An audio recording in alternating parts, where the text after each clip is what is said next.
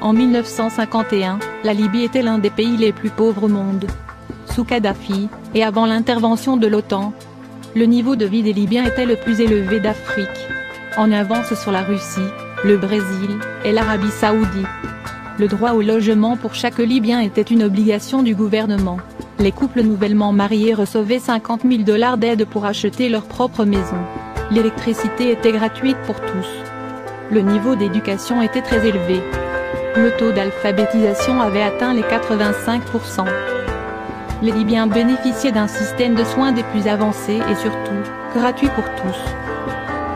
Les personnes ne trouvant pas les soins ou l'éducation qui leur convient en Libye, recevaient une aide du gouvernement pour se rendre à l'étranger.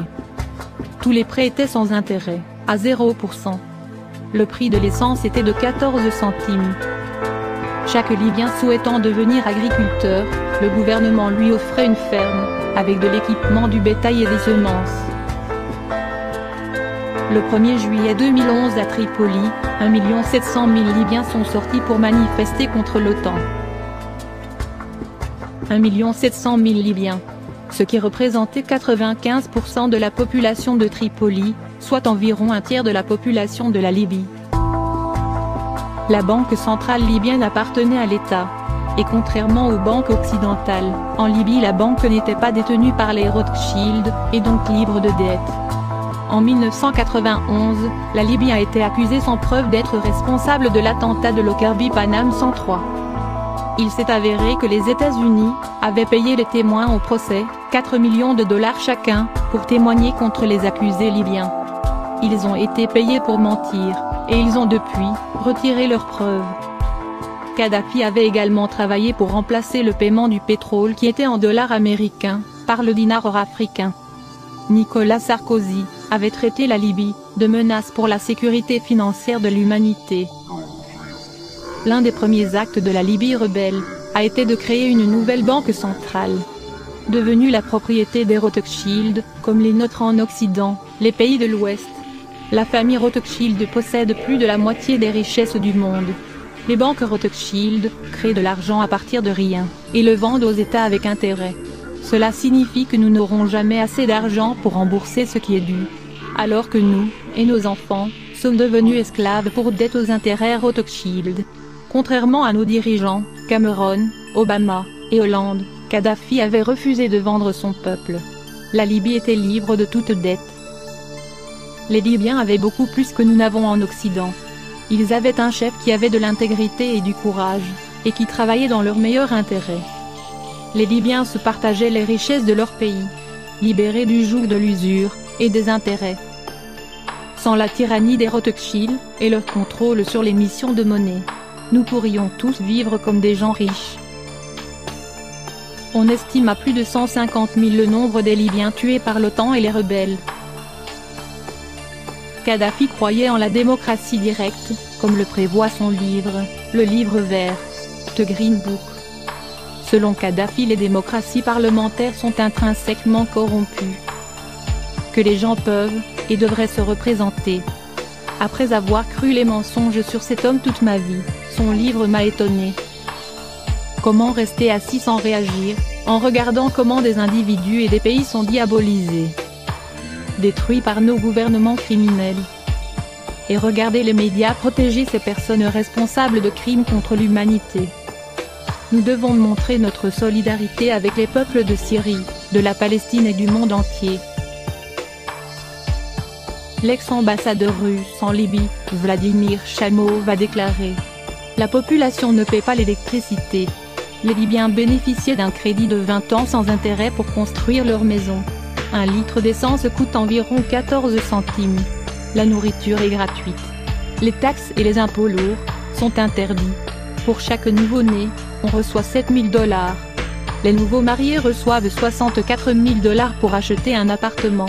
L'éducation et la médecine sont gratuites.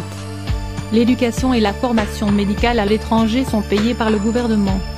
Il y a des supermarchés pour les familles nombreuses avec des prix symboliques pour l'alimentation de base. La vente des produits au-delà de leur date de consommation est punie de fortes amendes, parfois même de prison. Beaucoup de pharmacies offrent des fournitures gratuites. Diffuser de faux médicaments est un crime majeur. La population ne paie pas l'électricité. La vente et la consommation d'alcool sont interdites, la prohibition est une loi. Les prêts d'achat d'une voiture ou d'un appartement sont accordés sans intérêt. Les affaires immobilières sont interdites. Si quelqu'un veut acheter une voiture, jusqu'à 65% du prix est réglé par l'État. L'essence est moins chère que l'eau. Les bénéfices de la vente du pétrole sont consacrés au bien-être de la population, et à l'amélioration des conditions de vie. Beaucoup d'argent a été dépensé pour irriguer le pays avec l'eau des aquifères souterrains, et par son échelle, le système a été appelé la 8e merveille du monde. Il fournit 5 millions de mètres cubes par jour à travers le désert et a considérablement augmenté le territoire irrigué. 4000 km de pipelines sont profondément enterrés pour les protéger de la chaleur. Tout ce qui a été nécessaire au projet a été accompli par la seule Libye. Hélène Chelestuk a déclaré: la propagande occidentale a diabolisé Mouammar Kadhafi en le décrivant comme un tyran pathologique, et un ennemi implacable des aspirations démocratiques de son peuple. Ce n'est pas vrai, car il existe en Libye des mécanismes de contrôle populaire et de démocratie, il existe des conseils élus de citoyens et des communautés autonomes, comme appelées ici, des communes. Tout cela, sans bureaucratie pléthorique, mais avec un haut niveau de vie et de sécurité sociale pour les citoyens. Est-ce pour cette raison que la Libye a été diabolisée et attaquée par les puissances impérialistes? Pourquoi la Libye est-elle bombardée? La Libye qu'on décrit comme une dictature militaire de Kadhafi, est en réalité, l'État le plus démocratique du monde.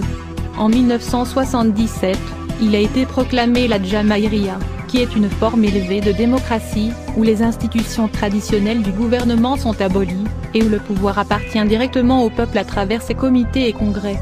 L'État est divisé en de nombreuses communautés, qui sont des mini-États autonomes, dans un État ayant autorité sur leur district, y compris l'allocation des fonds budgétaires.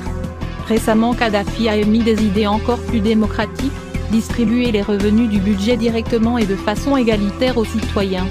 Ces mesures, selon le leader de la révolution libyenne, devant éliminer la corruption et la bureaucratie parasite.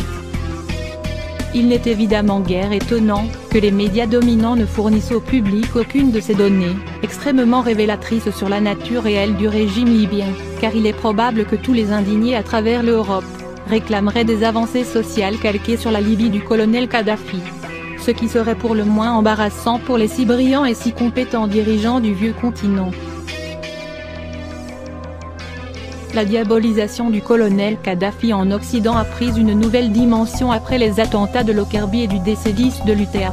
L'Occident continue d'accuser la Libye d'avoir perpétré ces attaques terroristes, alors que l'excellent journaliste Pierre Péan a définitivement démonté cette fable. Les Libyens n'ignorent pas que le CNT est composé d'islamistes ayant servi en Irak, de personnages tels que Mahmoud Jibril, connu des lecteurs de Wikileaks comme l'un des interlocuteurs favoris des États-Unis, ainsi que des membres de la tribu Arabi, une tribu connue pour sa déloyauté vis-à-vis de Tripoli et pour sa négrophobie.